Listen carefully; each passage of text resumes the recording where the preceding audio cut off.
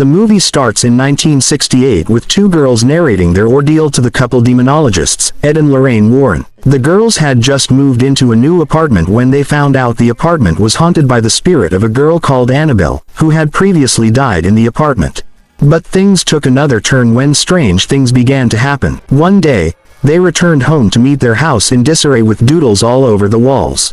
The girls found the doll sitting in the hallway even though they had left it in a room before going out. Angered by what the spirit of Annabelle had done, one of the girls angrily picks up the doll and drops it in the trash can. When they heard heavy bangs on their door later that night, they went out to check what was amiss, and to their utter shock, the doll was back in their apartment. Unsure of the next line of action, they seek the help of the demonologists. After carefully listening to their narration, Ed Warren reveals that the existence of Annabelle is false, and they are rather being tormented by a demonic spirit temporarily using the doll as a conduit before it finally achieves the aim of possessing either of the girls. After that, Ed and Lorraine hosted a seminar where they spoke with the audience about the incident and told them they had reported it to the church. The priest then performed a demonic spirit removal, while the doll was transported to a secure location. The next scene shows the struggling family of Roger and Carolyn Perron in 1971, moving to a dilapidated farmhouse in Rhode Island with their 5 daughters, Andrea,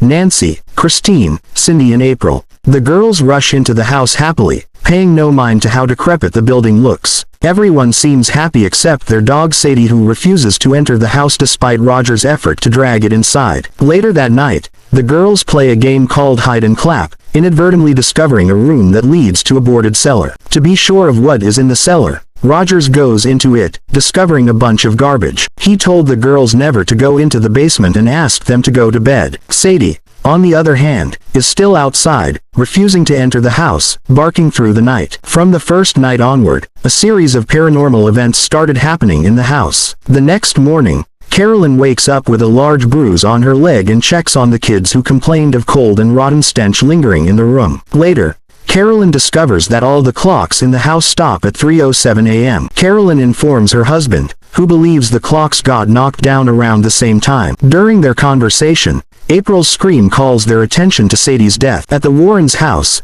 Ed is seen showing a journalist around the archive where they keep items they recovered from paranormal cases they've investigated. The journalist sees no reason why the Warrens should keep the items, suggesting they burn them all. Ed reveals it's safer to keep the items in the archive than leave them on the street. Meanwhile, things begin to get scarier at the Perrons' house, from the mysterious claps at night to Bird's inexplicable death to doors closing on their own. Also, Cindy's sleepwalking worsens to the point where she knocks her head against the wall, keeping her sister and father awake. On one of those bizarre nights, while one of the girls is sleeping, a spirit drags her by the leg. She concludes it is her sister and goes back to bed. The encounter happened again in the subsequent days, but this time around, the spirit attacked Andrea, hitting her against the wall. That same night, the family portraits on the wall fall and shatter in their own accord.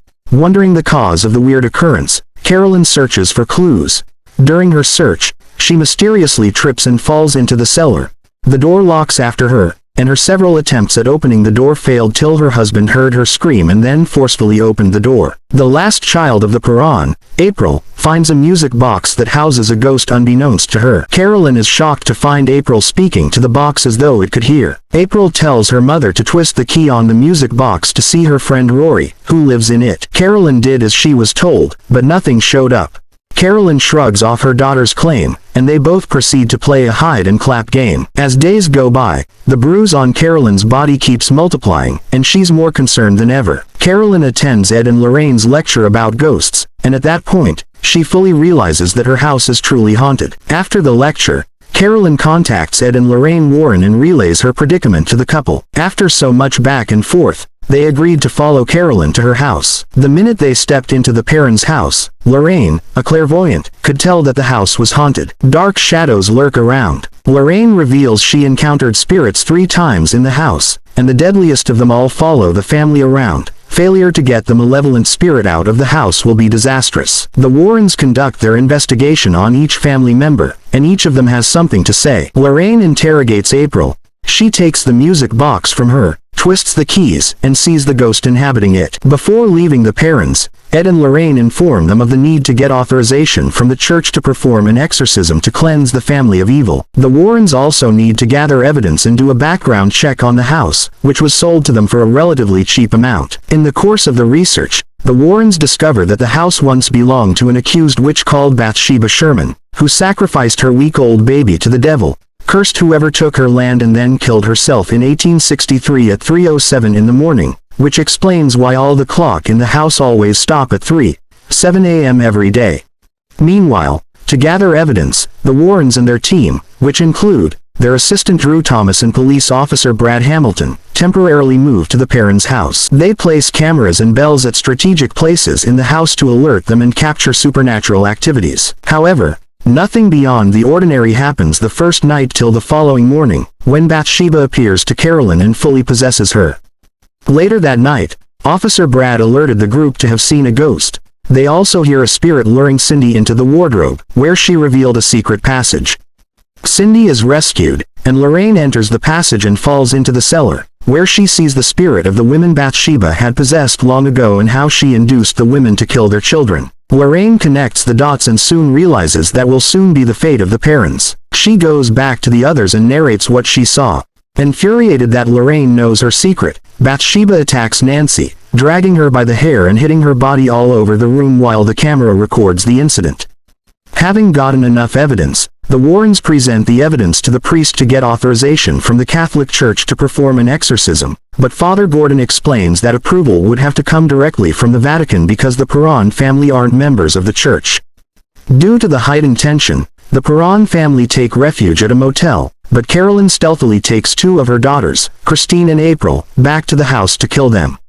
Fortunately, Ed, Lorraine, and Brad find Carolyn in the cellar, ready to stab Christine. Taming Carolyn has become Herculean due to Bathsheba's possession. Lorraine warns that if they take Carolyn outside the house, Bathsheba will kill her. Carolyn is tied to a chair, and Ed attempts the exorcism himself. Carolyn overpowers them, almost killing April.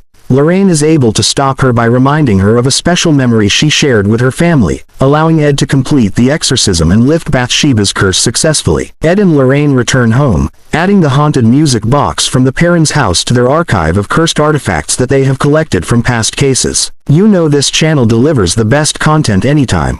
If you enjoyed this video, don't forget to click on the like button. Punch on the bell icon to subscribe to this channel.